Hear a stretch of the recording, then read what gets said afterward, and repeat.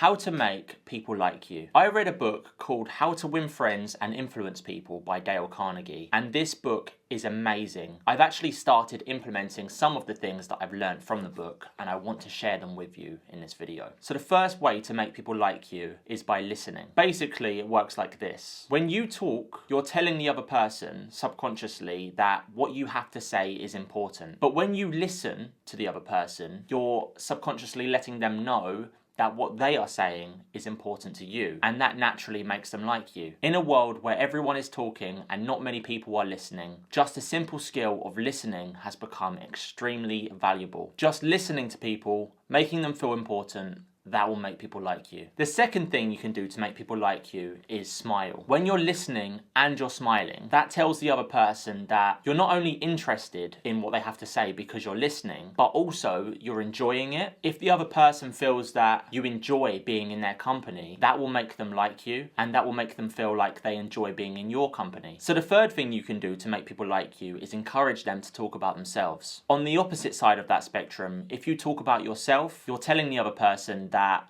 you're more important than them, and that will actually make them hate you. Listen to them, smile, encourage them to talk, and that reinforces the first and second message. The fourth thing you can do to make people like you is say their name. I don't know why, but I feel kind of like an awkwardness when you say someone's name, especially if you're not completely comfortable with them. Like if they're, for example, a new friend, you know, saying their name could seem quite random. It's like, well, why are you putting emphasis on their name? But there is like a psychology behind saying someone's name. Dale Carnegie says in his book, a person's name is the sweetest sound to any person. So you can use this subtly. When you meet up with the person, you can say hello and then their name, or you can say it when you say thank you. Just getting that in there somewhere will increase the likelihood that they like you. I'm not 100% sure why this happens, but it's quite effective. Just saying their name, and it's a very easy thing to do to make people like you. I guess it's quite common as well for people to forget people's names, and that also makes them feel not very important. Letting people know that they matter to you. That's what all of the messages so far have been about. Number 5.